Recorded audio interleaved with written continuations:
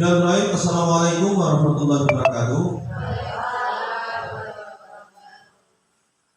Ibu kepala sekolah Satu Sulma atau yang mewakili saya hormati, Bapak Ibu guru serta diseminasi budaya positif CGP Satu Sulma Kabupaten Sulma yang hari ini insya Allah akan memaparkan materi yang didapat dari tahun 20 Angkatan 4 Satu Sulma Kabupaten Sulma.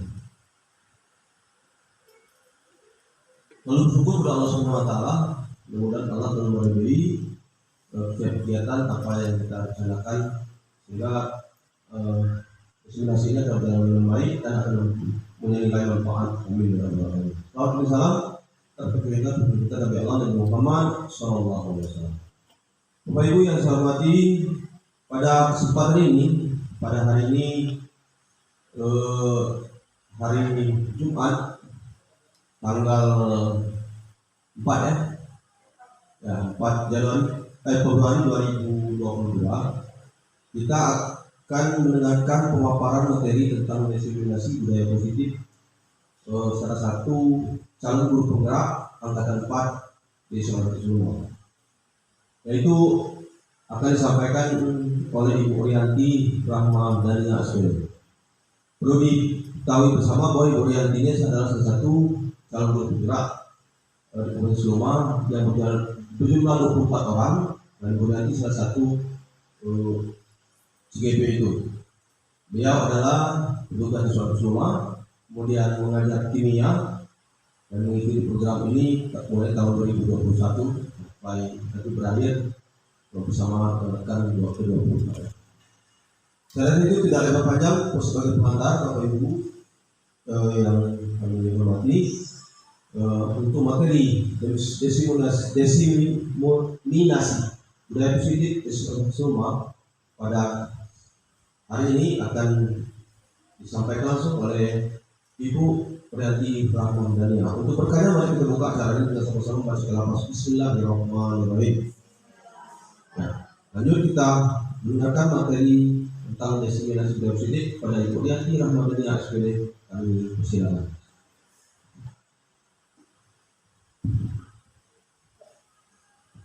Baik, terima kasih kepada Pak Suwandi yang sudah membuka acara.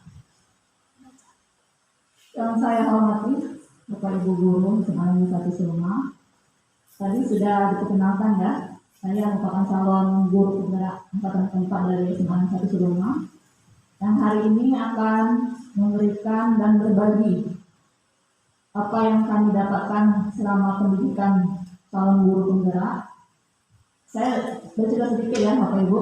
Jadi di sini kami mengadakan aksi nyata, yaitu berupa budaya positif. Dan saat hari ini saya akan berbagi dengan Bapak dan Ibu yang merupakan tugas akhir di modul 1 yang nantinya akan di-upload ke channel YouTube dan sekaligus akan di-upload ke LMS dari guru penggerak. Baik Bapak Ibu yang saya hormati, masih semangat? Ya.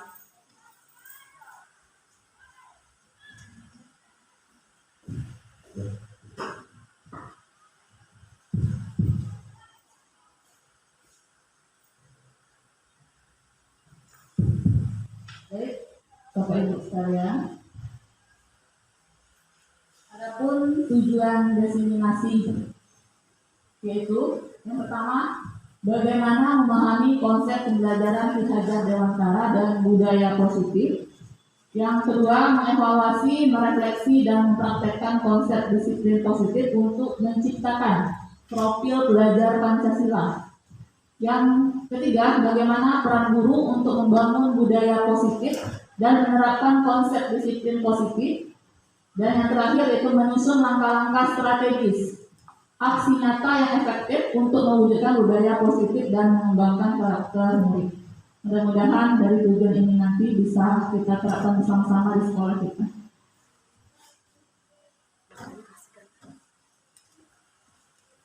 Adapun cakupan materi yang akan saya sampaikan, yang pertama perubahan paradigma, yaitu mengenai respon stimulus dan nantinya akan masuk ke teori kontrol.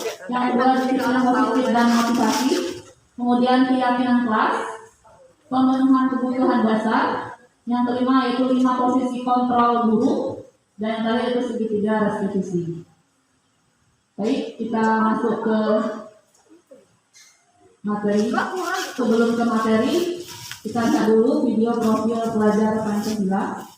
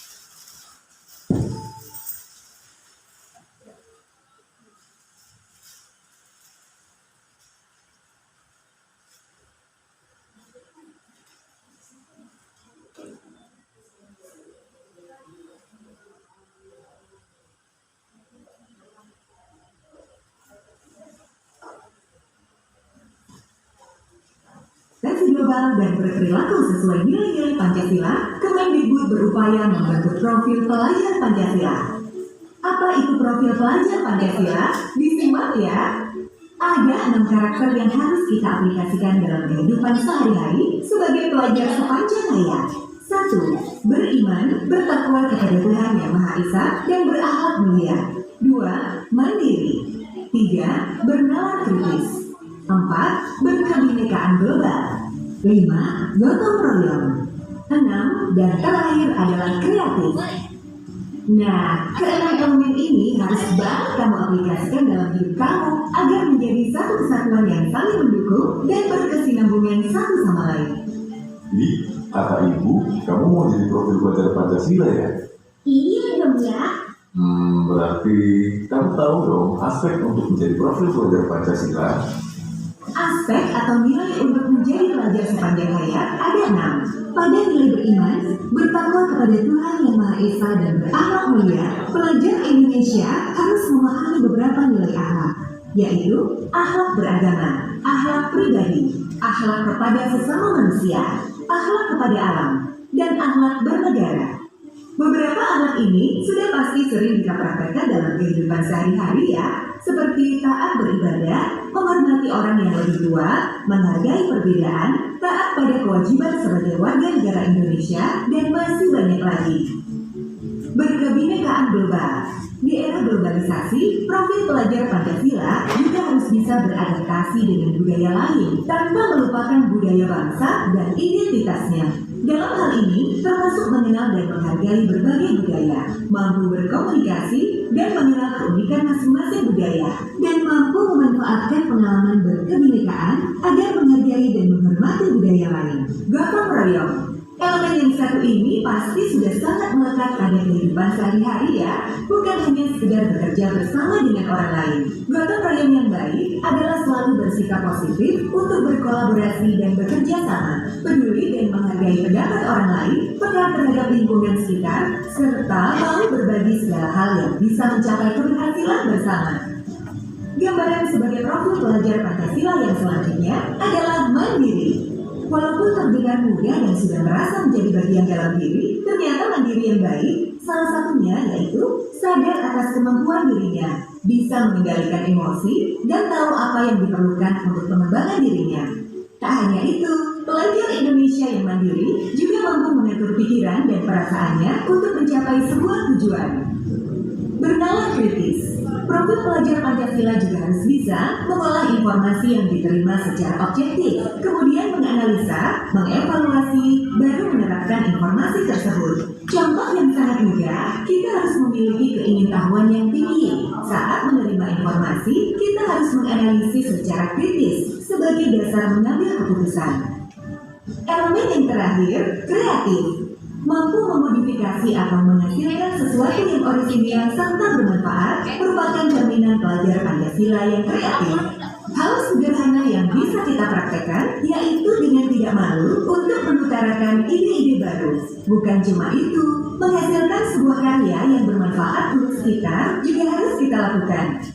Dari keenam aspek itu, Abi udah lakukan semua kan ya? Iya, Didi.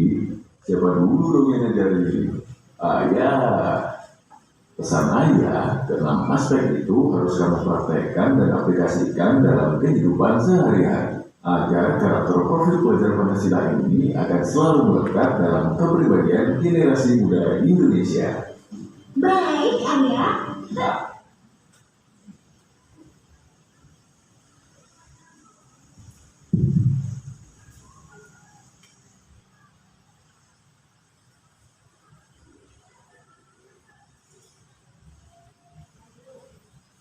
Guys, Bapak Ibu, itulah tadi profil pelajar Pancasila yang saya sediakan dalam bentuk video.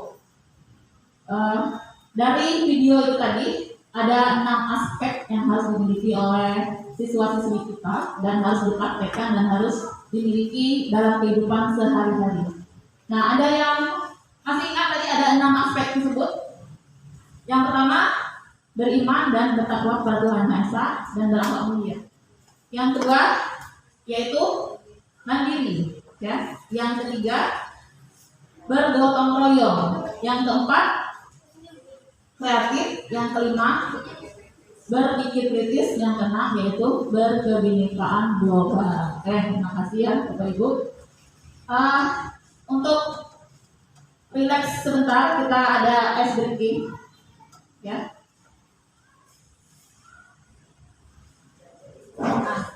Ini mohon kesediaan untuk berdiri sejenak ya Bapak Ibu.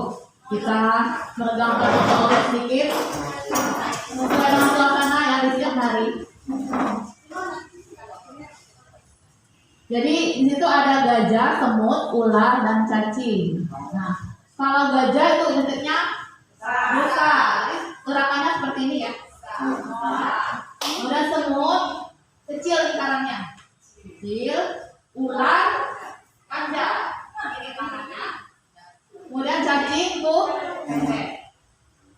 Nah, sekarang kita balik ya antara apa yang kita sebutkan dengan gerakannya. Nah, ya. Jadi kalau gajah kita tetap mulutnya berkata besar tapi gerakannya kecil. Gitu.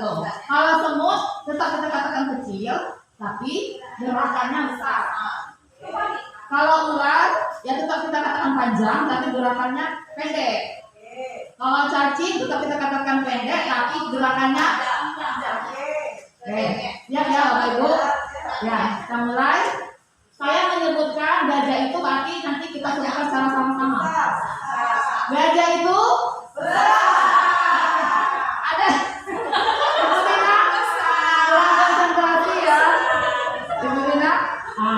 kita kasih apa hukumannya nanti? Ya, kita kasih seluman ya. Gajah itu semut itu ular itu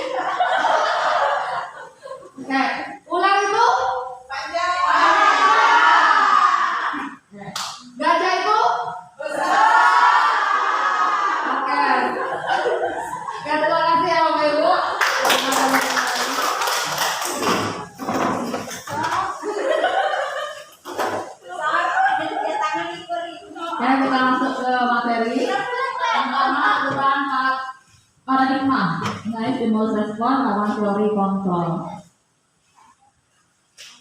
Nah, sekarang itu ada gambar tangan yang dikepalkan. Nah, kegiatan ini untuk saya berikan kesempatan kepada pasangannya untuk masing-masing menggenggam apa yang menurut Bapak Ibu berharga dalam kehidupan kita. Kita kalau kertasnya sudah hilang, jadi kita anggap saja sudah ada dalam genggaman kita, ya, Bapak Ibu. Jadi berpasangan, nanti saling ya. Oke, jadi nanti ada yang kalian genggam, itu yang menurut kalian berharga dalam kehidupan kalian, dan nanti Bapak Ibu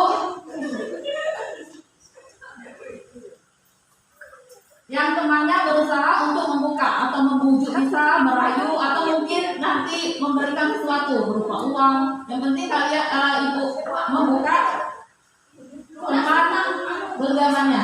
Oke, saya kasih waktu 1 menit. Silakan Bapak Ibu. Ada suami sama siapa? Ya.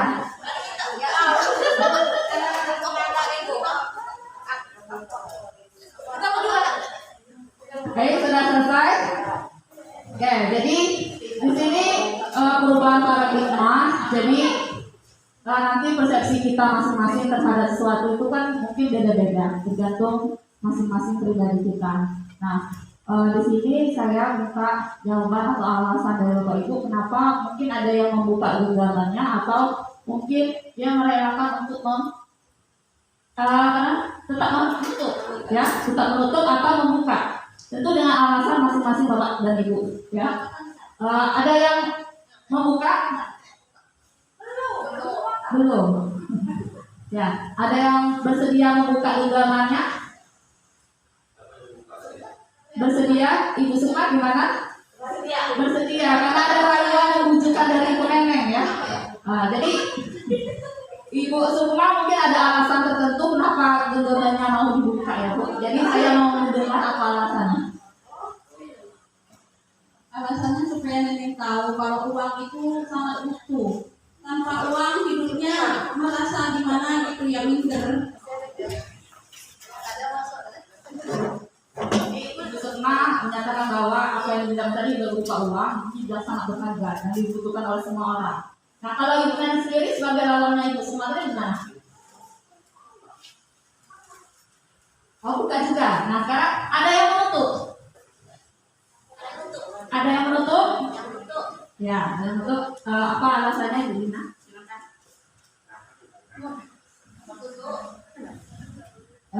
Kenapa saya menutup? Nah, menurut saya itu sifatnya pribadi dan bukan untuk dicanangkan secara umum begitu. Nah, soalnya ini ya memang kepribadian saya atau memang perlu dirahasiakan gitu. Saya sampai kapanpun ya saya tidak akan memberikan itu. Itu hak saya. Kalau hak saya pribadi kayak gitu. Terima kasih Bu Lina. Jadi Ibu Lina juga tidak mau menyebutkan ya apa yang digenggamkan tadi saking rahasianya. Jadi kalau menurut Bu Lina dia tetap ya berpegang pada keyakinannya bahwa dia tetap menggenggam karena dia menurut dia profesi sekali. Jadi dia tetap mempertahankannya sekuat tenaga. Nah, jadi apapun itu ya Bapak Ibu sesuai dengan persepsi masing-masing. Tapi untuk perubahan paradigma ke arah yang lebih baik, ya. Jadi kita tidak menutup mata kalau perubahan tersebut ke arah yang positif, ya. Jadi untuk selanjutnya budaya positif atau ekosistem positif. Nah, di sini ada foto. Ada yang kenal Bapak Ibu? Kenal ya. Ini adalah tokoh pendidikan kita, yaitu Ki Hajar Dewantara yang kita singkat dengan HD ya. Jadi beliau ini ada kutipan bahwa kita sebagai guru ya diibaratkan sebagai petani, sedangkan murid sebagai biji atau bibit ya. Nah, jadi kita hanya dapat menuntun tumbuhnya padi, bisa memperbaiki kondisi tanah, memelihara tanaman padi, memberi pupuk dan air, membasmi ulat-ulat atau jamur-jamur yang mengganggu hidup tanaman padi dan lain sebagainya. Jadi apapun yang kita tanam, tumbuhnya seperti apa yang kita tanam. Tidak mungkin nanti kita tanam padi tumbuhnya jagung, karena itu sudah kodrat dari anak tersebut ya, kodrat alam ya. Nah, tugas kita sebagai pendidik itu tadi menuntun mereka. Nah, ada lagi menurut filosofi Ki Hajar Dewantara yang juga sangat penting, bahwa pendidik tersebut bisa disebut sebagai menghamba badan murid. Tapi di sini menghamba badan murid itu bukan berarti kita sebagai pelayan ataupun sebagai budaknya, tapi melainkan konsepnya ini adalah menuntun, meneladani atau memberikan pelayanan terhadap apa-apa yang dibutuhkannya dalam pendidikan dengan sepenuh hati ya, Bapak Ibu. Tuh, menurut Hajar ada 2. Selanjutnya, budaya positif ini merupakan nilai-nilai keyakinan atau kebiasaan-kebiasaan di sekolah yang berpihak pada murid, agar murid dapat berkembang menjadi pribadi yang kritis, penuh hormat dan bertanggung jawab. Itu ya, Bapak Ibu, budaya positif secara umum. Kemudian perubahan paradigma teori kontrol, ilusi kontrol atau miskonsepsi kita selama ini ya. Yang pertama, bahwa ilusi guru itu mengontrol murid. Nah, apakah kita bisa mengontrol murid, Bapak Ibu? Tidak ya. Jadi yang mengontrol murid itu ya dirinya sendiri. Begitupun kita tidak bisa dikontrol oleh orang lain, melainkan kita sendiri yang mengontrol diri kita sendiri. Kemudian ilusi bahwa kritik dan membuat orang merasa bersalah dapat menguatkan karakter. Bagaimana Bapak Ibu? Misalnya mungkin ada beberapa siswa yang suka dikritik atau mungkin sebaliknya. Nah, apakah kritik itu menguatkan karakter? Belum tentu ya. Ya, ada yang kritik tersebut malahan menyakitkan bagi dia, dan malah kritik itu akan membangun dia. Jadi kita lihat ya apakah kebutuhan seorang itu bisa dikritik ataupun tidak. Yang ketiga, ilusi bahwa semua penguatan positif efektif dan bermanfaat. Bagaimana Bapak Ibu? Kita misalnya penguatan positif adanya bujukan ataupun mungkin bentuk hadiah, itu apakah bisa menguatkan positif yang efektif atau bermanfaat? Belum tentu juga ya Bu. Bisa saja bujukan tersebut nanti bisa menyakitkan, atau mungkin nanti kawannya nanti bisa ya adanya kecemburuan gitu ya. Kemudian terakhir, ilusi bahwa orang dewasa memiliki hak untuk memaksa. Kita sebagai guru memaksa siswa untuk menjadi apa dan apa, begini dan begini. Bagaimana Bapak Ibu? Mungkin ada juga yang menerima paksaan tersebut, tapi hanya sekedar untuk menghindari hukuman ya. Jadi sebenarnya kita tidak bisa untuk memaksakan seorang ya, termasuk murid. Nah Bapak Ibu, ini sudah bagaimana seorang bisa merubah dari paradigma stimulus respon kepada pendekatan teori kontrol. Ini disampaikan oleh Stephen R. Covey dalam buku Principle Center Leadership tahun 1991 yang mengatakan bahwa kita membuat atau ingin maju secara perlahan-lahan atau sedikit-sedikit ya, dengan cara mengubah sikap atau perilaku kita. Namun bila ingin memperbaiki cara utama kita, maka kita mengubah kerangka acuan kita, ya, yaitu bisa mengubah melihat pandangan dunia, berpikir tentang manusia, ya, mengubah paradigma kita, kemudian skema dan penjelasan aspek-aspek tertentu tentang realitas. Selanjutnya, perubahan paradigma stimulus respon lawan teori kontrol. Ini kalau dulu stimulus respon ya. Sekarang kita beralih pada teori kontrol. Nah itu tadi, bisakah kita mengubah atau mengontrol seseorang? Ya, tidak ya, karena mungkin orang tersebut tujuannya berbeda dengan kita. Ya, kalau stimulus respon di sini kita mencoba mengubah orang agar berpandangan sama dengan kita. Bisa nggak kita samakan pandangan terhadap sesuatu yang kita perhatikan misalnya? Tidak bisa ya. Jadi kalau menurut teori kontrolnya kita berusaha memahami pandangan orang lain. Biasanya perilaku buruk dilihat sebagai suatu kesalahan. Kalau misalnya orang yang berbuat jahat, kita belum tahu apa alasannya, jadi kita belum bisa bahwa dia salah. Kecuali kalau kita sudah mengetahui apa penyebabnya. Ya misalnya dia mencuri, sedang mencuri uang, tapi nyatanya uang tersebut digunakan untuk kebaikan. Ya. Menurut teori kontrol, semua perilaku memiliki tujuan. Yang soalnya orang lain bisa mengontrol saya. Itu tadi ya balik lagi. Jadi orang lain tidak bisa mengontrol kita, juga kita sebaliknya tidak bisa mengontrol orang lain. Menurut teori kontrol hanya Anda yang bisa mengontrol diri sendiri. Selanjutnya untuk stimulus respon, saya bisa mengontrol orang lain. Jadi sama ya, sudah saya sebutkan. Teori kontrolnya Anda tidak bisa mengontrol orang lain. Biasanya pemaksaan ada pada saat bujukan gagal. Ya, pada teori kontrolnya kolaborasi dan konsensus atau perjanjian menciptakan pilihan-pilihan baru. Yang terakhir modal berpikir menang atau kalah. Jadi kalau menang is okay, kalau kalah ya sudahlah gitu ya. Itu menurut stimulus respon. Tapi kalau teori kontrol modal berpikirnya menang dan menang. Ya, tuh. Selanjutnya konsep disiplin positif dan motivasi. Nah, Bapak Ibu, dari pemikiran kita atau dari benak kita mengenai disiplin itu apa? Kira-kira yang ada di pikiran kita. Disiplin berarti aturan ya, dengan peraturan. Orang yang melanggar disiplin berarti tidak taat aturan. Nah, kalau orang yang tidak taat aturan nanti biasanya dikasih hukuman. Ya. Jadi dari bahasa Latin disiplina yang artinya belajar. Makna asal dari kata konotasinya dengan disiplin diri dari murid-murid Sokrates dan Plato.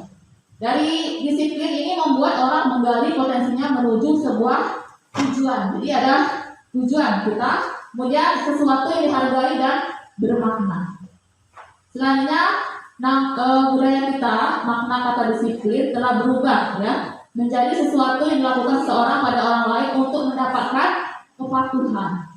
Dan kecenderungan umumnya disiplin dengan ketidaknyamanan. Jadi dihubungkan dengan ketidaknyamanan, bukan dengan apa yang kita hargai atau pencapaian suatu tujuan. Ya. Nah sekarang itu ada berupa pertanyaan, bagaimana cara membuat murid disiplin? Kemudian siapakah yang bisa mendisiplinkan murid? Ya, soalnya apakah guru yang bisa mendisiplinkan murid? Atau kepala sekolah? Atau orang tua murid? Atau murid itu sendiri? Ya, di murid itu sendiri yang bisa mendisiplinkan dirinya. Ini makna kata disiplin, ya. Bahwa kebanyakan orang akan menghubungkan kata disiplin dengan kata tertib, teratur dan kepatuhan pada peraturan, dan juga dihubungkan dengan hukuman. Padahal itu sangat berbeda ya Bapak Ibu, karena belajar tentang disiplin itu positif, tidak harus dengan memberi hukuman. Justru itu adalah alternatif terakhir, bahkan tidak sama sekali dilakukan. Contohnya teori motivasi perilaku manusia. Di sini ada motivasi eksternal dan motivasi internal. Dari motivasi eksternal, yang pertama untuk menghindari ketidaknyamanan atau hukuman. Di sini ada suatu pertanyaan, apa yang akan terjadi apabila saya tidak melakukannya. Itu termasuk motivasi yang eksternal ya. Yang kedua, eksternal juga untuk mendapatkan imbalan dari orang lain atau institusi. Ini ada juga apa yang akan saya dapatkan apabila saya melakukannya. Jadi dari motivasi eksternal ini ada pernyataan bahwa apa yang akan terjadi dan apa yang akan saya dapatkan berupa imbalan. Jadi motivasinya dari eksternal untuk mendapatkan sesuatu dan untuk menghindari ketidaknyamanan. Kemudian yang motivasi internal ini untuk menjadi orang yang mereka inginkan dan menghargai diri sendiri dengan nilai-nilai yang mereka percaya. Dengan suatu pertanyaan, saya akan menjadi orang yang seperti apa apabila saya melakukannya. Jadi ada pertanyaan dari dalam diri. Nanti kalau saya melakukannya, saya akan menjadi seperti apa? Itu adalah motivasi internal dari diri sendiri. Nah, motivasi internal yang ketiga inilah yang menjadi tujuan disiplin positif kita. Ya. Selanjutnya, dari ketiga motivasi tersebut yang motivasi yang paling banyak dilakukan oleh siswa-siswi di sekolah, yaitu motivasi yang ketiga, yaitu untuk menjadi orang yang mereka inginkan dan menghargai diri sendiri dengan nilai-nilai yang mereka percaya. Ketika murid-murid kita memiliki motivasi tersebut, mereka telah memiliki motivasi intrinsik yang berdampak jangka panjang. Motivasi yang tidak akan terpengaruh pada adanya hukuman atau hadiah. Mereka akan tetap berperilaku baik dan berlandaskan nilai-nilai kebajikan karena mereka ingin menjadi orang yang menjunjung tinggi nilai-nilai yang mereka hargai. Itu alasannya untuk motivasi yang ketiga. Selanjutnya, kata merdeka. Kita sering mendengar kata merdeka. Ya, Bapak Ibu, itu ada kutipan dari Bapak Pendidikan kita menurut Ki Hajar Dewantara bahwa merdeka itu artinya tidak hanya terlepas dari perintah, akan tetapi juga cakap buat memerintah diri sendiri. Jadi kita ya bisa memerintah diri sendiri terlepas itu kita memerintah. Jadi yang mendisiplinkan diri kita itu adalah kita, ya, bukan orang lain. Tapi kalau kita tidak bisa mendisiplinkan diri, atasan kita kalau di sekolah atau orang lain.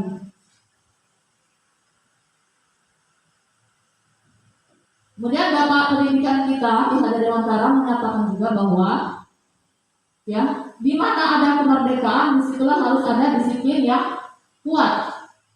Sungguh pun disiplin itu bersifat self-disiplin, yaitu kita sendiri yang mewajibkan kita dengan sekeras-kerasnya, tetapi itu sama saja. Sebab jikalau kita tidak cakap melakukan self-disiplin, wajiblah penguasa lain yang mendisiplinkan diri kita. Ya. Dan peraturan demikian itulah harus ada di dalam suasana yang merdeka. Kemudian materi yang ketiga itu keyakinan kelas. Di situ ada posisi keyakinan kelas yang warna hijau. Itu yang lingkar warna merah tertutup ya Bapak Ibu. Itu adalah budaya positif. Jadi berangkat dari peraturan kelas yang awal-awal sekali kita dapatkan di mungkin awal-awal pembelajaran kita, awal tahun ajaran baru, kita adanya peraturan kelas. Kemudian kita lebih tingkatkan lagi dengan adanya keyakinan kelas yang dibentuk oleh siswa bersama-sama dan bersama guru, dan nantinya akan disepakati secara bersama. Setelah terbentuk keyakinan kelas, nanti akan tercipta lingkungan yang positif, lingkungan positif. Kemudian dengan lingkungan positif berarti nanti akan munculnya ya budaya-budaya yang positif atau kebiasaan-kebiasaan yang positif. Nanti suasana belajarnya pasti menyenangkan ya, anak-anak bisa nyaman belajarnya. Inilah tujuan kita ya, menciptakan budaya positif di sekolah. Di sini ada 3 keyakinan kelas, hukuman dan pencapaian. Nah, mengapa tidak peraturan saja. Mengapa harus keyakinan kelas? Jadi berarti sini ada perbedaan antara peraturan dan keyakinan kelas ya Bapak Ibu. Saya kasihkan contoh, kalau kita menggunakan helm, ya, itu kita berarti peraturan atau keyakinan. Alasannya seperti ini. Ada yang menyebutkan bahwa kalau menggunakan helm terhindar dari polisi, tidak tertangkap polisi nanti, terutama pada pagi-pagi hari, mungkin ada polisi yang jaga di jalan ya. Dan yang kedua, ada yang berpendapat bahwa menggunakan helm tersebut untuk keamanan, untuk keselamatan kita. Nah, jadi ada dua hal tersebut, ada yang berupa peraturan dan keyakinan. Nah, kalau yang seperti itu gimana Bapak Ibu? Yang menggunakan helm tadi misalnya, keyakinan atau kita tergantung. Ya, saya minta tanggapan dari Bapak Ibu mengenai peraturan dan keyakinan, misalnya menggunakan helm tadi. Gimana gimana? Ayo coba. Kalau menurut saya pribadi, menggunakan helm itu keyakinan kalau saya pribadi, karena kemanapun saya pergi, walaupun tidak ada polisi, walaupun cuma dekat, harus pakai helm. Iya benar. Ayo ada lagi? Ayo Ibu Indah silakan. Untuk helm tadi ya, jadi apakah helm itu keyakinan ataupun helm itu dianggap sebagai peraturan. Jadi tergantung posisikan diri kita. Sekarang kita melihat diri kita sendiri, apakah kita memakai helm itu takut dengan polisi, takut dengan aturan, kalau tidak pakai helm ditilang. Nah, kalau kita melihat itu sebagai rasa takut kita, rasa patuh kita, kemudian patuhnya itu disebabkan karena aturan penilangan yang dilakukan polisi apabila tidak memakai helm, maka penggunaan helm itu bisa dikatakan sebagai peraturan. Nah, tapi kalau di dalam konsep diri kita sudah meyakini, biasanya kalau orang sudah yakin ya, kemanapun dia mau keluar sebentar, dia sudah nggak memandang polisi lagi. Emang kebutuhan dia menggunakan helm ketika dia keluar. Jadi dia sudah meyakini bahwa nilai-nilai keselamatan yang secara spontan yang ada pada dirinya. Jadi dia butuh menggunakan helm tanpa memandang lagi itu sebuah peraturan. Jadi helm bisa dilihat sebagai peraturan maupun keyakinan pada posisi kita menempatkan diri penggunaan helm tersebut. Kalau keyakinan berarti kita meyakini itu nilai-nilai keselamatan. Tapi kalau peraturan kita takut ditilang. Baik, Bu, terima kasih.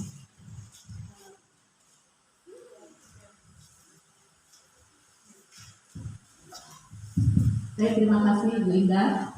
Jadi penggunaan helm tadi, kalau sudah meyakini bahwa itu adalah motivasi intrinsik kita, nanti kembali ke nilai-nilai keyakinan ya, yang lebih menggerakkan seseorang. Dan dibandingkan dengan mengikuti serangkaian peraturan-peraturan tadi. Ya, selanjutnya.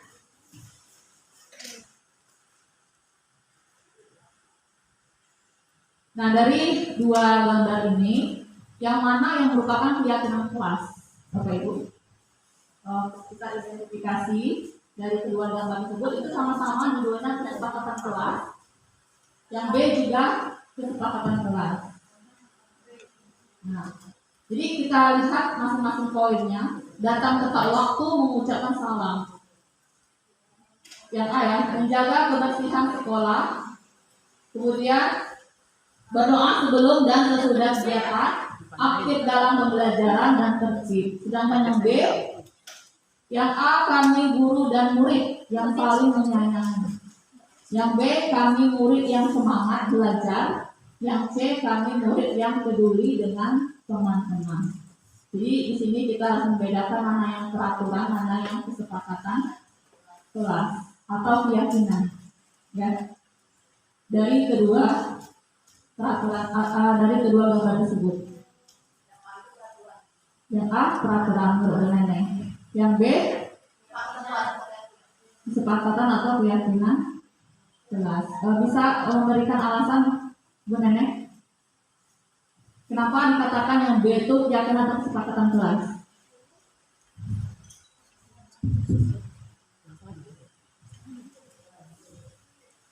Kalau melihat poin A yang tadi itu kan datang tepat waktu mengerjakan salah, itu merupakan peraturan ya.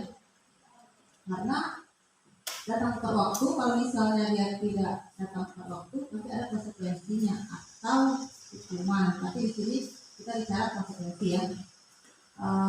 Untuk yang B itu kenapa kesepakatan kelas? Karena kita melihat dari poin A, B, C, karena kami guru dan murid yang saling menyayangi, itu kesepakatan jadi antara dari guru dan murid ya.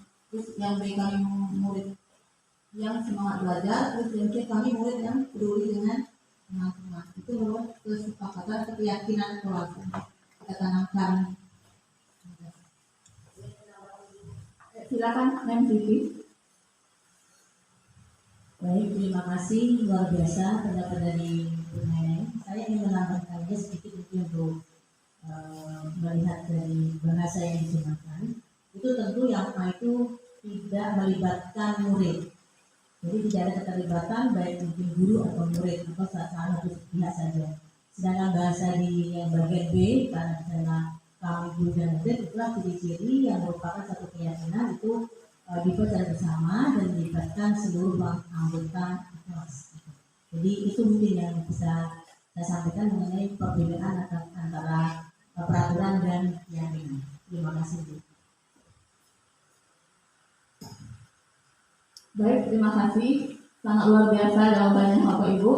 Jadi yang A itu ya peraturan ya, karena di situ dari bahasanya atau kalimatnya saja salah satu cirinya itu adalah kalimat yang positif dan juga nanti dilakukan secara bersama-sama atau secara universal. Yang B-nya itu merupakan kesepakatan kegiatan kelas karena di situ ada kami guru dan murid dan kalimatnya juga positif mengandung nilai-nilai kebajikan. Ya, seperti itu. Lihat bagaimana pembentukan keyakinan kelas. Di sini ada ciri-ciri ya, keyakinan kelas itu bersifat lebih abstrak daripada peraturan yang lebih rinci dan konkret. Yang kedua, keyakinan kelas itu berupa pernyataan-pernyataan yang universal. Yang ketiga, pernyataan keyakinan kelas senantiasa dibuat dalam bentuk positif. Misalnya gini, ya, dilarang membuang sampah sembarangan. Bisa kita ganti kalimatnya dengan buanglah sampah pada tempatnya. Itu kira-kira itu.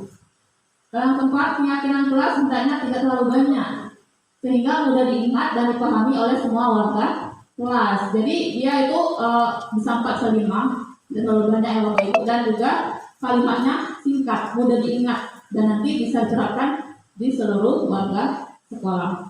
Yang kelima, keyakinan kelas sebaiknya sesuatu yang dapat diterapkan di lingkungan tersebut. Jadi tidak kita mengada-ada keyakinan kelasnya, masih di ruang lingkup lingkungan tersebut. Yang keenam, semua warga kelas hendaknya ikut berkontribusi dalam pembuatan keyakinan kelas lewat kegiatan curah pendapat. Jadi semua warga ya bersama-sama untuk membuat keyakinan kelas dan sepakati bersama ya, dan nanti akan diyakini secara bersama-sama.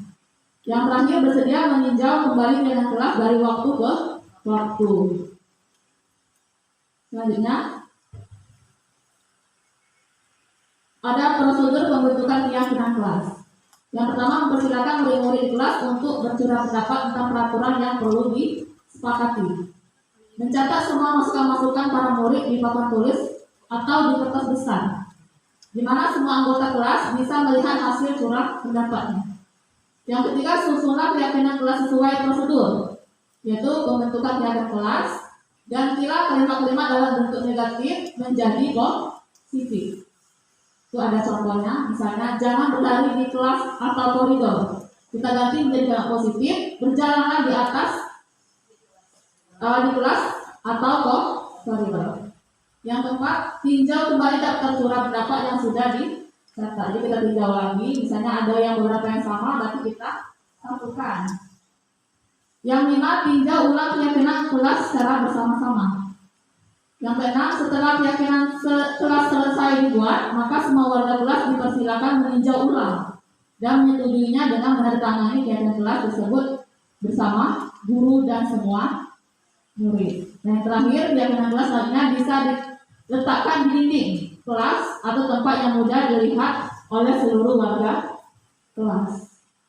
Misalnya di depan kelas atau bisa di belakang, pokoknya yang bisa terlihat langsung jelas oleh seluruh warga kelas. Ada apa gimana? Ketika kita menghadapi anak IPS ya, bagaimana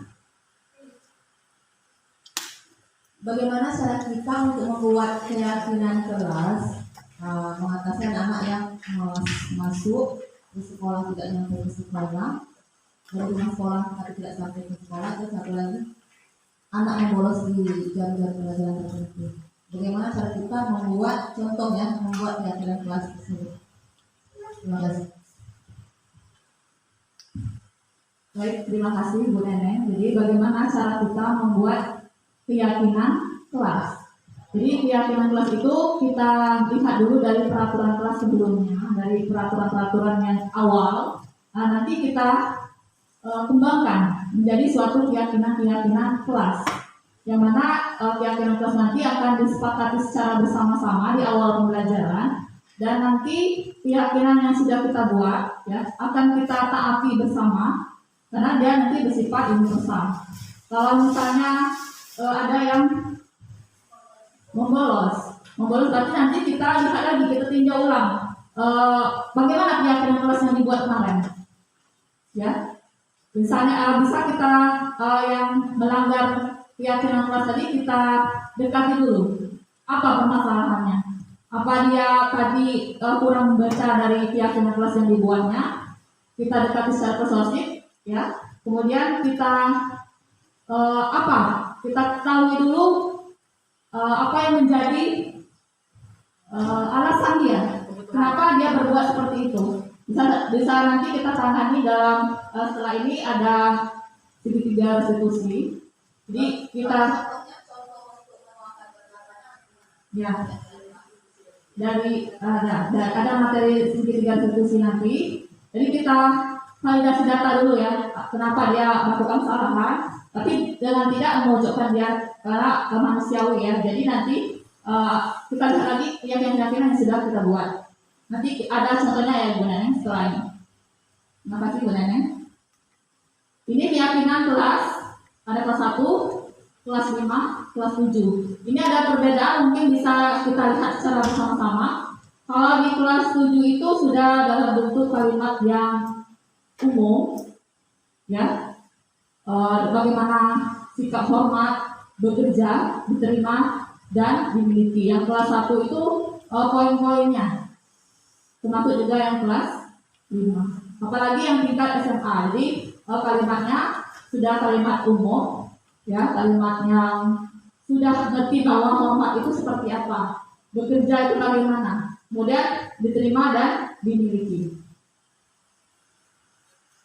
Selanjutnya dalam menjalankan peraturan atau kegiatan kelas, bila mana ada suatu pelanggaran, ya, tentunya suatu harus terjadi. Untuk itu kita perlu meninjau ulang penerapan penegakan peraturan atau kegiatan kelas kita selama ini. Ya. Penerapan terhadap suatu pelanggaran bisa dalam bentuk hukuman atau sanksi atau berupa restitusi. Ini sekaligus juga bisa menjawab pertanyaan dari Bu Neneng tadi. Di sini ada identitas gagal, itu pada ranah hukuman. Kemudian identitas berhasil atau sukses, sederhana disiplin. Ini juga bagi menjadi dua, ada sanksi atau konsekuensi dan restitusi. Kita lihat secara bersama-sama yang pada ranah hukuman, sesuatu yang menyakitkan harus terjadi. Jadi kalau yang melanggar, kita kasih hukuman. Ya. Pada sanksi atau konsekuensi, sesuatu yang harus terjadi. Pada restitusi, itu merupakan pilihan. Ya. Selanjutnya, ini ada pada ranah negatif, netral, dan positif. Contoh ya, untuk kalimatnya bisa kita lihat sama-sama. awas kalau melakukan lagi ya, nanti awas kamu. Kita mungkin sering dengar kata-kata seperti itu di kelas. Ya. Pada suasana yang netral, ada kalimat lakukan apa yang saya katakan. Pada yang positif, apakah hal ini yang sesungguhnya ingin kamu lakukan? Itu berupa kalimat tanda tanya sana. Ya, tapi secara bahasanya juga kita lihat.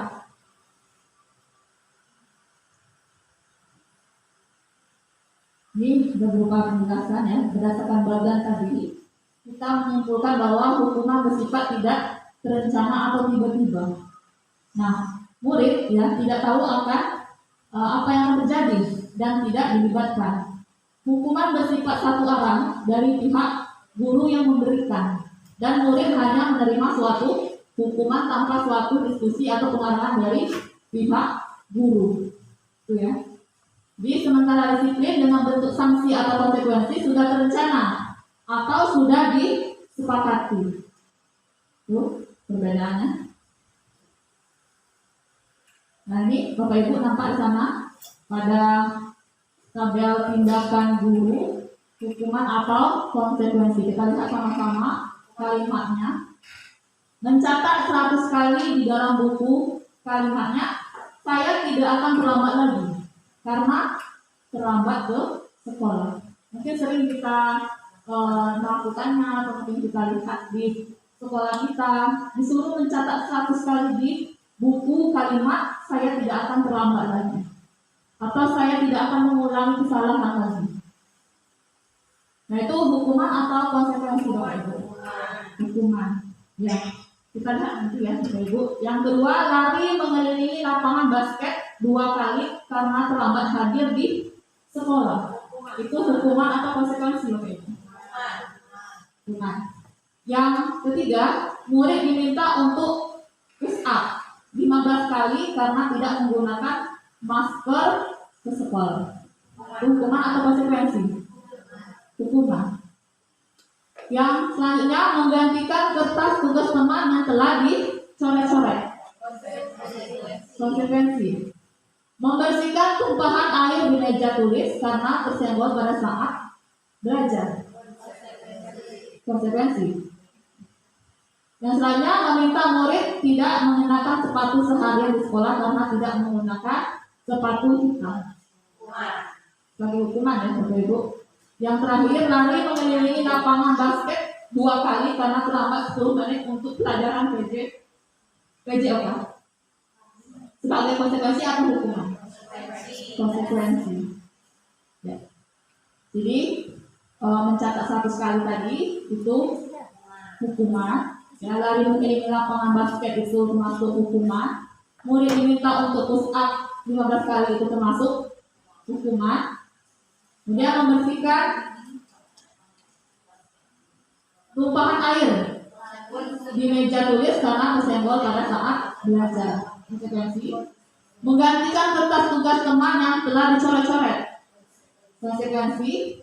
Murid disuruh untuk mengenakan sepatu seharian di sekolah karena tidak menggunakan seragam sepatu hitam. Sebagai hukuman. Yang terakhir, lari mengelilingi lapangan basket 2 kali karena terlambat 10 menit untuk pelajaran PJOK. Nah itu kenapa konsekuensi Bapak Ibu? Yang terakhir.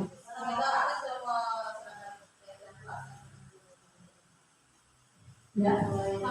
Jadi karena lari di lapangan tersebut termasuk berolahraga yang berkaitan dengan pelajaran PJOK-nya. Ya, jadi ada konsekuensi di situ. Ya, sebenarnya. Selanjutnya. Nah ini perbedaannya antara hukuman dan konsekuensi. Kalau pada hukuman, sesuatu yang menyakitkan harus terjadi. Pada konsekuensinya sesuatu yang harus terjadi. Membuat anak sakit baik fisik maupun hati untuk jangka waktu yang lama. Benar nggak Bapak Ibu? Benar. Jadi kalau kita menghukum mungkin dia terngiang-ngiang terus ya, teringat terus sampai dia mungkin tamat sekolah. Kalau kita memberikan hukuman yang membuatnya itu menyakitkan hati. Ya, konsekuensinya bagaimana Bapak Ibu?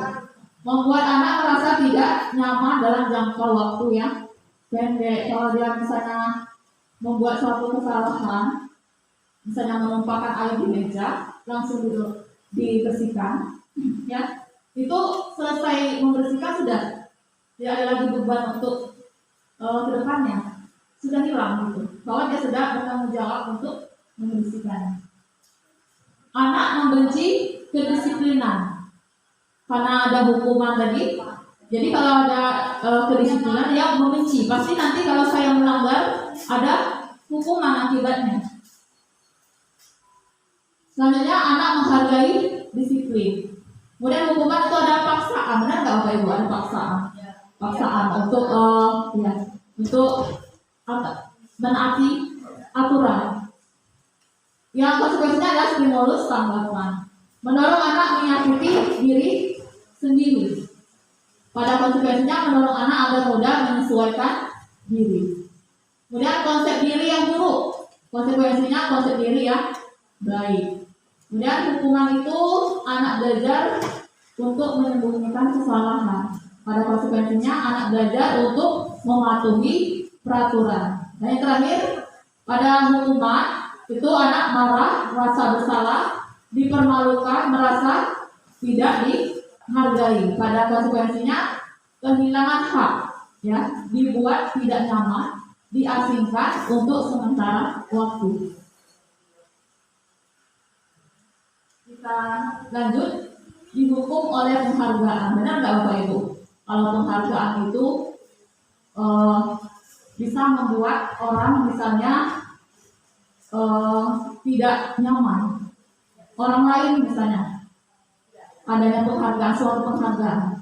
Di situ ada pengaruh jangka pendek dan jangka panjang. Penghargaan menghukum, ya. Penghargaan mengurangi ketepatan, penghargaan tidak efektif, penghargaan merusak hubungan. Contohnya saja pengalaman sendiri, ada yang juara 1 sama juara 2 kelas. Juara 1-nya turun ke juara 2. Juara 2-nya naik ke atas. Di situ ada penghargaan yang merusak hubungan tadi. Akhirnya yang keduanya itu tidak, biasanya dia akrab, jadinya tidak akrab, hilang ya rasa percaya dirinya.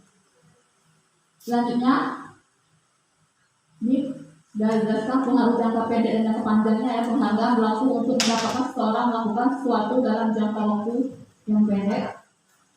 Penghargaan tidak efektif, ya. Jadi suatu penghargaan adalah suatu benda atau peristiwa yang diinginkan, yang dibuat dengan persyaratan hanya jika Anda melakukan hal ini, Anda akan mendapatkan penghargaan yang diinginkan. Pada penghargaan merusak hubungan, ini ketika seorang diberi penghargaan atau dipuji di depan orang banyak, maka yang lain akan merasa iri, ya. Bapak Ibu sudah saya jelaskan tadi. Dan sebagian dari mereka akan tidak menyukai orang yang diberikan penghargaan tersebut. Jadi menimbulkan kecemburuan. Selanjutnya penghargaan mengurangi ketepatan. Dan tadi penghargaan itu menghukum. Yang keempat, pemenuhan kebutuhan dasar. Di sini ada kebutuhan dasar manusia, ada 5 ya Bapak Ibu. Yang pertama, survival, itu adalah kebutuhan untuk bertahan hidup. Yang gambar kayak love itu apa? Kasih sayang. Yang sengaja saya tidak namain, ya. Kita menyebutkan apa simbolnya. Yang kedua itu ada bintang. Apa kira-kira Bapak Ibu? Penghargaan, ya. Yang seperti kayak balon terbang, dia apa tuh Bapak Ibu? Kesenangan atau kebebasan? Kebebasan. Kalau yang kupu-kupu? Nah, bebas. Nah, kalau balon lumayan senang. ya. Ya, terima kasih ya Bapak Ibu. Sengaja saya tidak namai, jadi kita menamai dari simbol-simbol tersebut, ya, terhadap kebutuhan dasar manusia. Ya, ada cinta kasih, ya, kemudian penghargaan, kebebasan dan kesenangan. Ini ada pertanyaan romantik ya. Ibu Amar, guru wali kelas 2 di SD Pelita, sedang bingung menghadapi ulah salah satu murid kelasnya yang bernama Doni. Beberapa anak di kelas 2A telah datang padanya dan mengeluhkan bahwa Doni seringkali meminta bekal makan siang mereka dengan paksa. Nah, jika kita menghadapi situasi seperti Ibu Amar, apa yang akan dilakukan? Menurut kita kira-kira apa Ibu alasan Doni melakukan hal itu? Ya, jadi kalau misalnya si Doni mengatakan bahwa dia kelaparan atau lapar, berarti di situ ada pemenuhan kebutuhan survivalnya. Ya. Kemudian cinta dan kasih sayang, kebutuhan untuk diterima. Jadi kebutuhan di sini adalah kebutuhan psikologis. Ya, kebutuhan dari psikologis ini mencintai dan memiliki meliputi kebutuhan akan hubungan dan koneksi sosial, kebutuhan untuk memberi dan menerima kasih sayang, dan kebutuhan untuk merasa menjadi bagian dari suatu kelompok. Selanjutnya penguasaan, kebutuhan pengakuan atas kemampuan. Jadi kebutuhan ini berhubungan dengan kekuatan untuk mencapai suatu menjadi kompeten, menjadi terampil, diakui atas prestasi dan keterampilan kita. Selanjutnya kebebasan. Dari kasus yang Doni tadi, kalau misalnya Doni tadi menjawab bahwa ibunya selalu membawakan bekal yang sama. Jadi kebutuhan apa yang diperlukan oleh Doni? Kebebasan ya Bapak Ibu, karena dia mungkin butuh keberagaman makanan, variasi makanan. Selanjutnya kesenangan.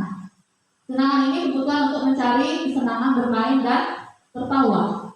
Bayangkan hidup tanpa kenikmatan apapun Bapak Ibu, yang betapa menyedihkan. Ya, jadi ini menghubungkan kebutuhan atas kesenangan dengan belajar. Selanjutnya budaya positif yang kelima, yaitu 5 posisi kontrol. Di situ ada penghukum, pembuat merasa bersalah, teman, pemantau, dan manajer. Saat ini kita berada pada posisi kontrol apa, Bapak Ibu? Penghukum. Kalau dia tidak menaati aturan kita, maka dihukum. Perasaan kita bagaimana, Bapak Ibu?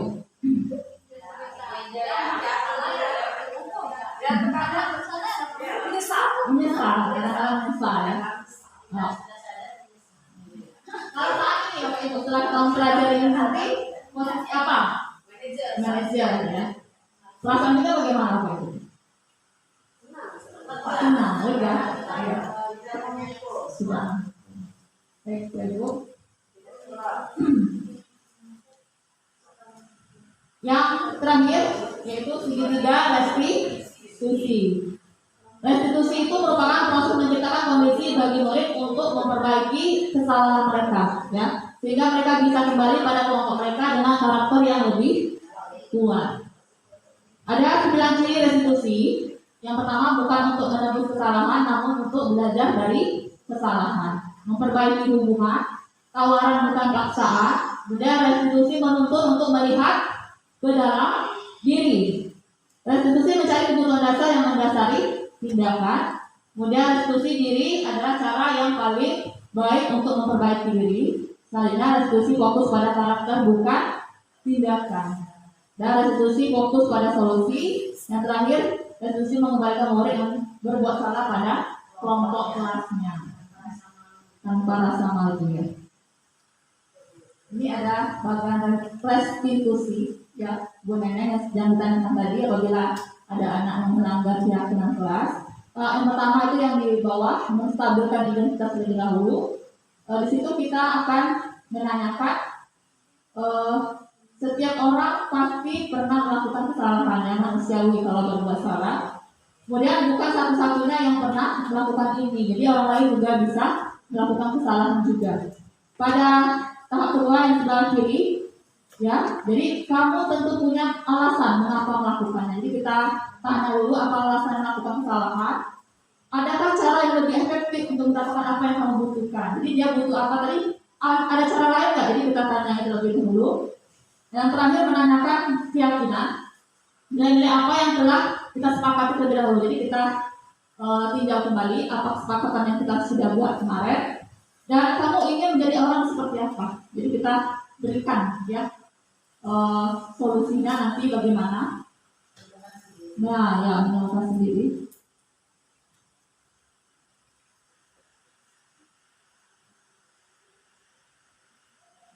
Ini salah satu contoh membuat keyakinan kelas yang sudah saya lakukan Bapak Ibu secara bersama-sama di kelas ya, bersama guru dan murid, nanti akan disepakati secara bersama. Ini juga restitusi yang sudah saya lakukan di kelas. Yang pertama ini si Farhan, dia pulang sekolah sebelum praktikum selesai. Jadi dia punya alasan dia pulang karena mau barengan sama teman satu desanya. Jadi di situ saya tanya dulu apa alasannya, validasi dulu ya, mau apa dulu. Kemudian yang selanjutnya tadi yang tahap kedua ya, menanyakan. Jadi ada kalau tidak melakukan ini apa yang akan terjadi, gitu. Jadi dia menyebutkan saya tidak ada barengan untuk pulang. Yang selanjutnya saya menanyakan apa keyakinan kelas yang sudah dibentuk kemarin. Ya, jadi sudah melakukan restitusi. Yang kedua restitusi salah satu murid ya, dia ini tidak mengumpulkan tugas tepat waktu. Jadi dia ada alasan dia malam hari sampai malam hari menolong orang tua, ya, sampai tugasnya terabaikan. Jadi kita memberikan solusi di situ, ya, menanyakan kembali keyakinan kelas yang kita buat. Ada tanggapan Bapak Ibu? Kita sudah di penghujung.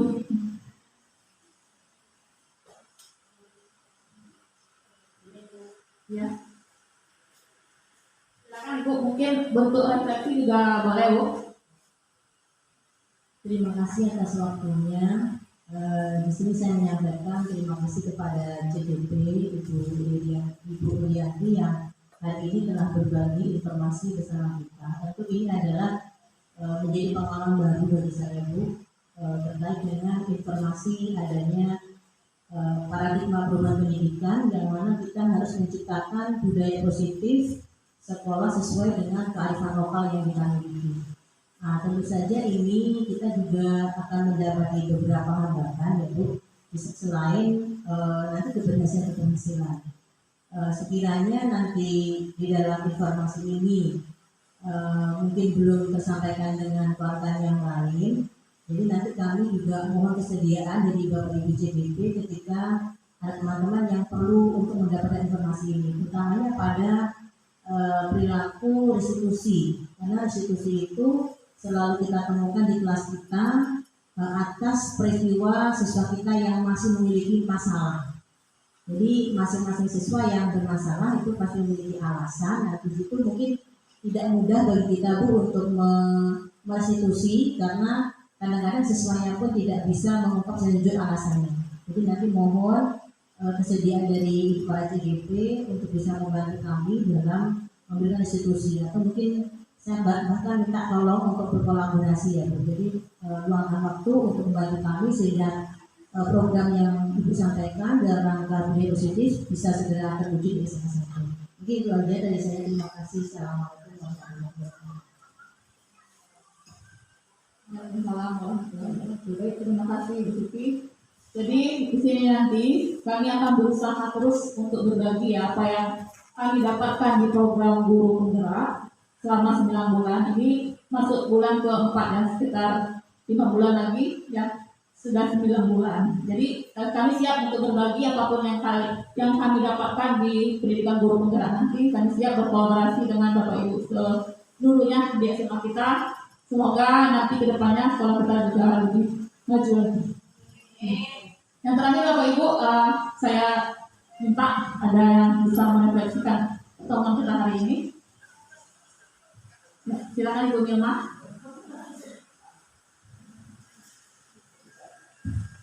Oke, baik, terima kasih luar biasa Ibu Rianti ya, yang sudah berbagi kepada kita pada hari ini. Kami juga berkasih untuk melaksanakan segitiga restitusi ya.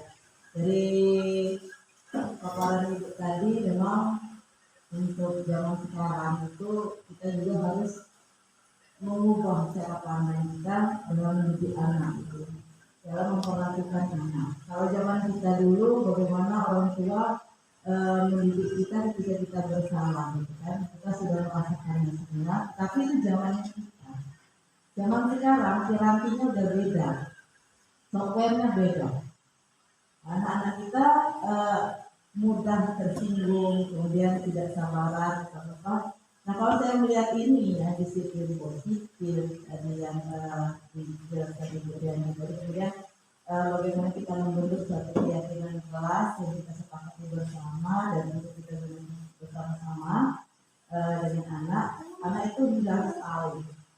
Hal inilah yang menyebabkan kita nanti ke depannya itu akan menjadi berada di posisi sebagai teman. Ketika posisi kontrol, kita bisa memposisikan kita sebagai teman, kita juga bisa berada di posisi sebagai pemantau, dan kita juga bisa sebagai manajer, gitu ya. Nah, hal ini ya, tentu untuk bisa melakukan ini kita harus mengubah paradigma berpikir kita dari teori yang selama ini kita sepakati bahwa itu teori stimulus respon dari Socrates dan Plato, itu kita ubah ke teori kontrol ya. Jadi intinya kalau saya lihat dari win-win solution, semua menang dan akan mengembalikan anak ke lingkungannya menjadi lebih kuat ketika kita menerapkan yang ilmu yang tadi tentang budaya positif ini. Posisi kontrol tadi yang saya cermati, kita harus memposisikan diri kita ke manajer, gitu ya. Meskipun nanti tidak salah kalau suatu saat kita juga kembali ke teman atau sebagai pengontrol.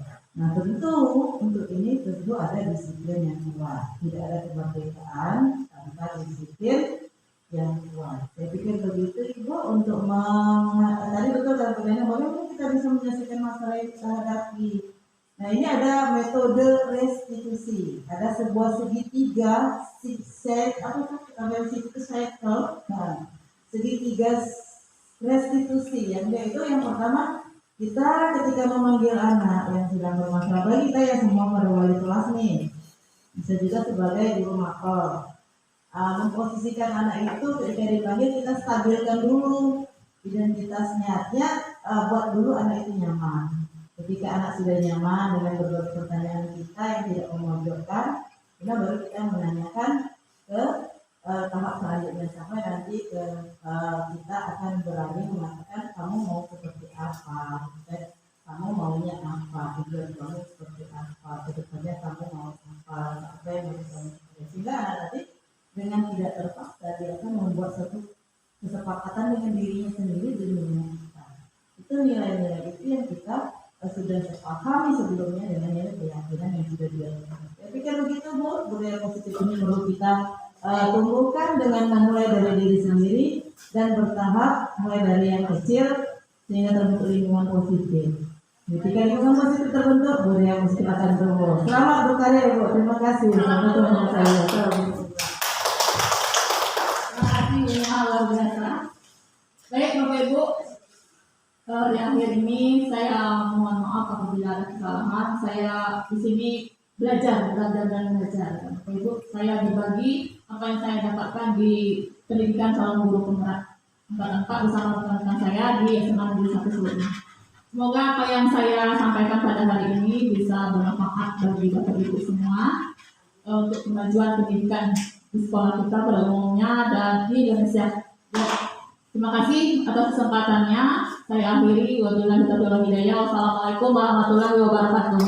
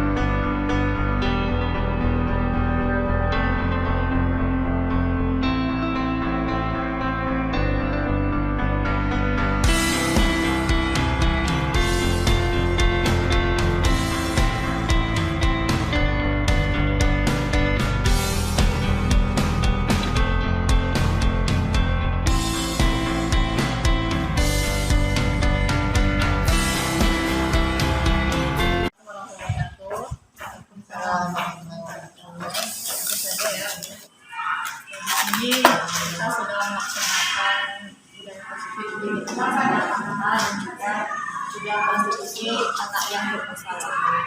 Dari tindakan yang sudah lakukan, bagaimana selama ini menjalankan diskusi dan bagaimana pengaruh dari anak tersebut sudah mengalami perubahan atau mungkin masih tetap dalam pantauan. Saya minta dari kalian. Kalau dari saya dulu. Kalau dari saya selaku wali kelas dan sekaligus guru mata pelajaran matematika. Kebetulan saya jadi wali kelas di kelas 10 IPS 1 yang anak-anak luar biasa. Ada beberapa anak yang sudah setelah saya mendapatkan materi atau ilmu dari calon guru penggerak tentang materi restitusi, dan saya langsung mengaplikasikannya dengan anak-anak yang bermasalah. Alhamdulillah mereka ada sedikit perubahan dengan metode restitusi ini, dan mungkin ke depan cara seperti ini sangat bagus untuk kita terapkan di sekolah kita ini ke seluruh siswa. Untuk dari terima kasih Bu Neneng. Mungkin dari Bu Marini, Kalau saya dari TK untuk kelas 11 sering saya tangani. Kalau masalah anak yang tidak ada perubahan ya, saya terus pantau anaknya. Kalau lihat kita ini anaknya ya, kalau anak tidak ada perubahan, kemudian ke anaknya, gimana untuk kedepannya? Seperti itu. Kalau memang belum ada perubahan, gimana untuk kedepannya? Kamu apa? Misal kalau untuk naik, kalau saya kan urusan saya untuk naik ya, bisa naik nggak kalau alfanya seperti ini, misalnya gitu kan? Ya anaknya lagi yang menjawab kan, yang mungkin saya bisa naik kalau seperti itu. Kamu bisa berubah nggak? Bisa Bu. terima kasih Bu Marini. Kalau Ibu Suma gimana Bu setelah restitusi? Terima kasih. Setelah saya ikuti tentang materi beberapa calon guru penggerak, saya tertarik sekali dan saya berterima kasih sekali dengan guru-guru calon penggerak bahwa itu sangat membantu kami sebagai guru BK. Apalagi itu mengenai berbagai permasalahan anak yang sering kita hadapi sekarang ini. Nah, dan harapan kami ya itu memang betul-betul terwujud ya, yang untuk yang akan datang, supaya anak-anak itu yang mengalami masalah itu betul-betul berubah, ada perubahan gitu. Bukan dengan kita tadi yang kalau selama ini kemungkinan kan yang kita laksanakan hukuman atau sanksi, dan itu pun kadang-kadang anak-anak itu betul ya belum tentu anak berubah dengan hukuman itu. Nah, makanya untuk ke depan kami sangat benar-benar membutuhkan kolaborasi kerjasamanya dengan guru penggerak untuk mengatasi anak-anak yang bermasalah tersebut. Mudah-mudahan dengan adanya restitusi itu anak-anak itu betul-betul sadar dan bisa merubah dirinya ke depannya lebih baik. Gitu aja. Terima kasih ya Bu Neneng. Ini sangat bersemangat sudah melakukan restitusi terhadap anak yang bermasalah. Jadi saya lihat tadi saya simpulkan bahwa ada perubahan dari anak tersebut ya untuk menjadi lebih baik. Dan kami dari CBP calon guru penggerak dalam mengikuti pelatihan nanti kami akan terus berbagi untuk kemajuan sekolah kita ya, pada momentum Indonesia ya. Terima kasih ya Ibu atas kesempatannya. Saya ucapkan assalamualaikum warahmatullahi wabarakatuh.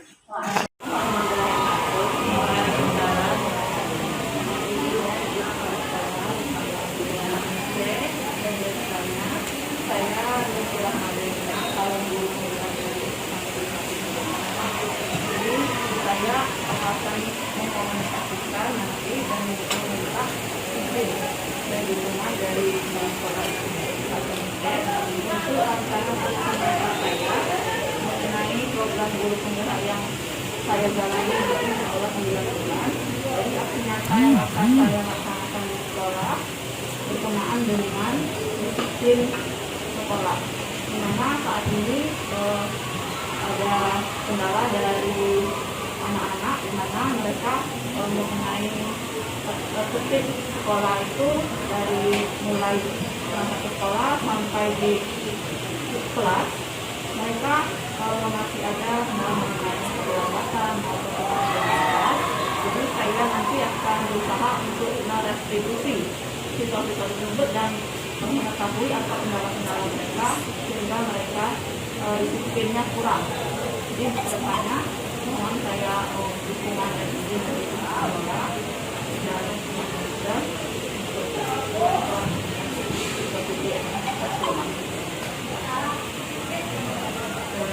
terima kasih Bu Rianti, salah satu DGP Asad SMA di Rumah. Saya satu kepala sekolah sangat mendukung. Kenapa? Di zaman sekarang siswa-siswi kita di sini untuk kedisiplinan sudah banyak lagi. Susah sekali sekarang. Nah, semoga nanti setelah Bu Rianti dengan program guru penggeraknya itu akan dapat mengubah mindset mereka sehingga mereka dapat diajak peduli terhadap kedisiplinan. Itulah harapan kami. Semoga nanti mungkin bukan pihak dari komite. Ya, terima kasih atas kesempatan kepada kami. Dan itu juga salah satu guru calon guru penggerak ya, calon guru penggerak yang terkait dengan masalah kedisiplinan ini. Memang ini yang sangat-sangat penting dan memang agak sedikit kesulitan.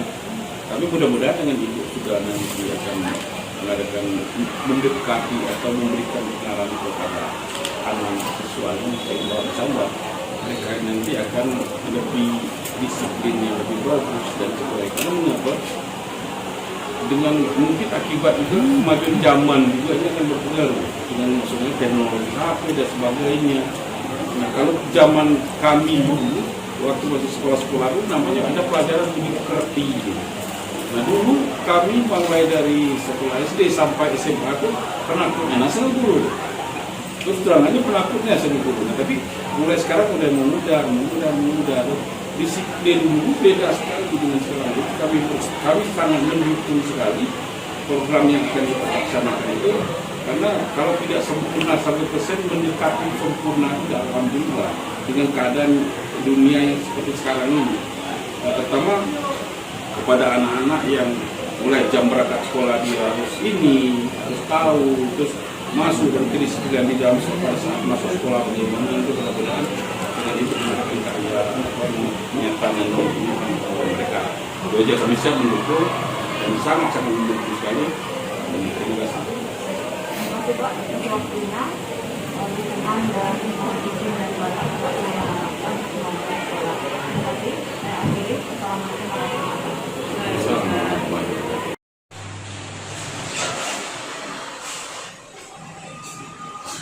Assalamualaikum. Salam.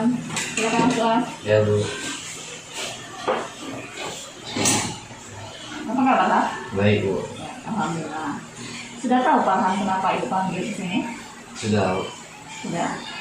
Jadi menurut laporan guru piket, ya, apa benar seperti yang dilaporkan oleh guru piket Pak? Benar Bu. Tapi kan saya tidak melakukan sendiri Bu. Ada teman yang ikut bolos dengan saya. Oh, gitu. Ya. Jadi di sini Ibu tidak mencari siapa yang salah, siapa yang ikut-ikutan ataupun siapa yang memulai, ya. Semua orang itu pernah melakukan perbuatan kesalahan dan juga semua orang bisa memperbaiki kesalahan. Nah, kalau boleh Ibu tahu apa penyebab Farhan untuk pulang duluan? Saya ikut teman tuh karena rumah saya dengan teman saya itu berdekatan, jadi bareng pulangnya Bu. Dan juga kan praktik kami itu sudah selesai Bu, tinggal nunggu jam pulang lagi. Oh ya, jadi gini ya Farhan, walaupun jam praktik sudah selesai, tapi kan jam pulang sekolah belum selesai. Iya.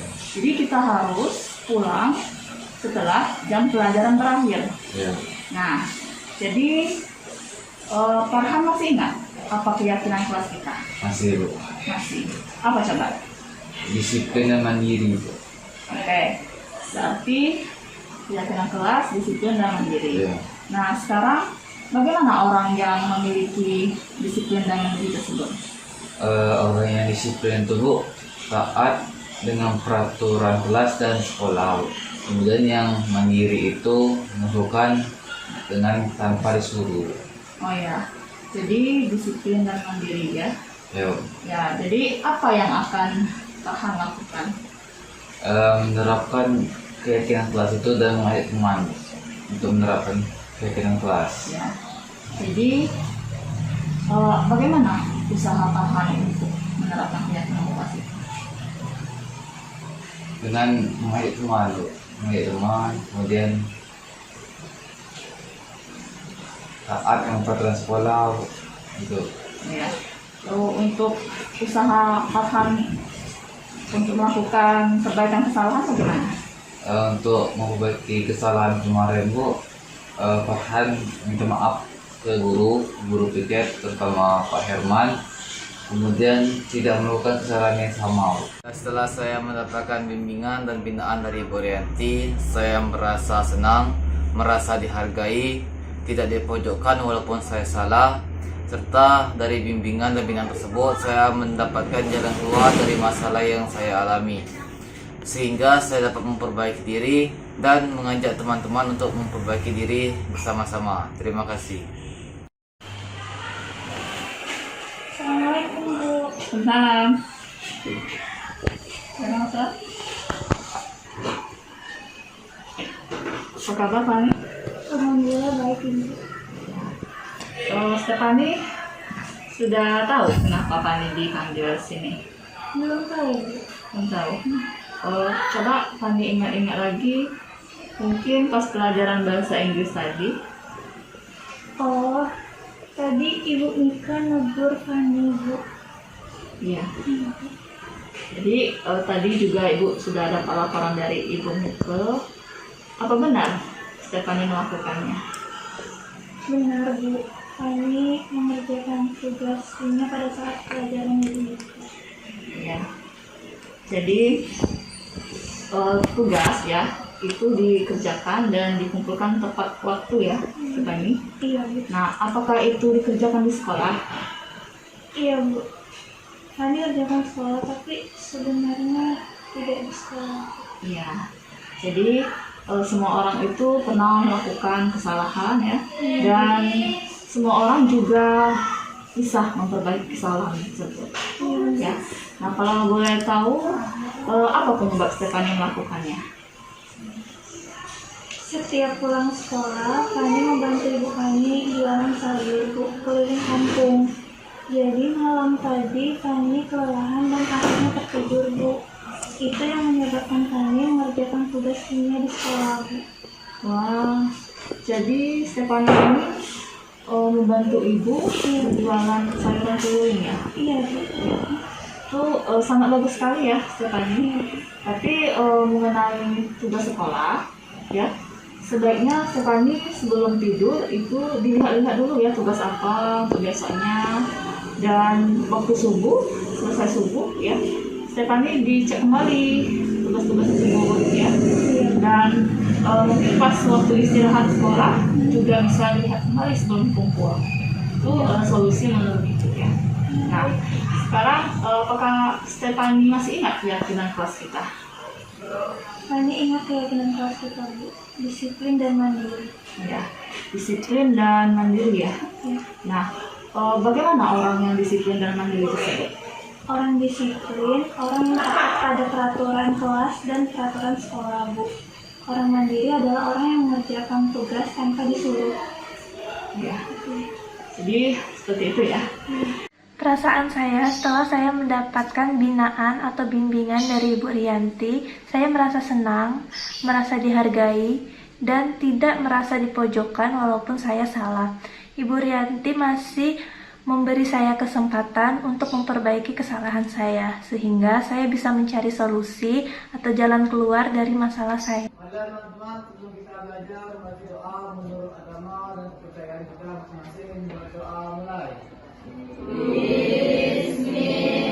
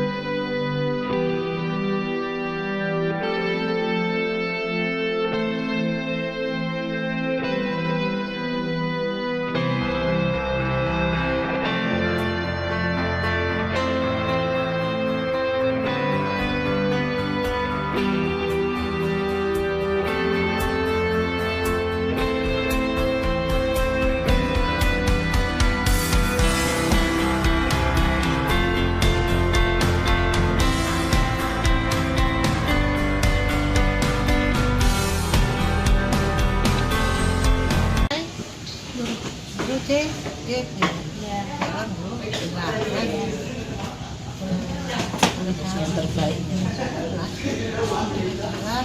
Jadi bagaimana Rianti ini memposisikan ini dalam pembelajaran.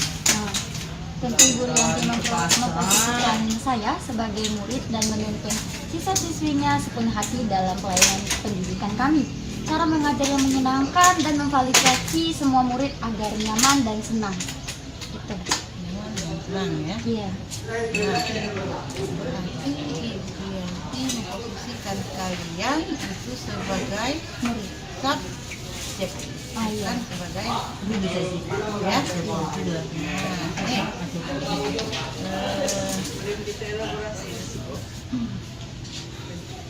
Apa saja yang dilakukan Ibu Rianti sebagai calon guru penggerak dalam pelajaran Ibu Rianti ini bagaimana?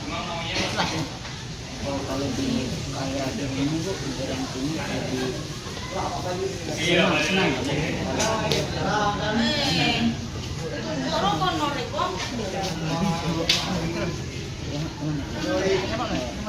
Gimana Ibu Rianti tadi Ibu Rianti di kelas ini dalam beberapa tahun ini Bu Rianti ini lebih sabar dalam hati murid-muridnya gitu. Ia lebih ramah dan lebih memahami kami. Di pelajarannya ia juga banyak mengajar kami tentang pentingnya disiplin diri, memiliki karakter yang mandiri, kreatif, berpikir kritis dan bertanggung jawab, dan meyakini atas keyakinan sudah disepakati bersama. Kan padahal pada saat Ibu Rianti memberikan kalian kebebasan dalam rapat, dalam mengerjakan doa, ada kebebasan di situ? Ada. Dan di situ kami sangat senang kalau belajar Ibu Rianti ini kami dikasihkan kenyamanan yang menyenangkan untuk seperti bebas berpendapat, yang katakan itu jadi bisa menikmati merdeka belajar ya. Sekarang berarti dukung terus Bu Rianti. Apa harapan kalian nanti dengan Ibu Rianti? Harapan kedepannya? Kalau harapan saya kedepannya semoga Ibu bisa dapat lebih memotivasi kami kedepannya. Kemudian untuk diri Ibu sendiri, semoga Ibu juga senang mengajar kami juga senang mengajar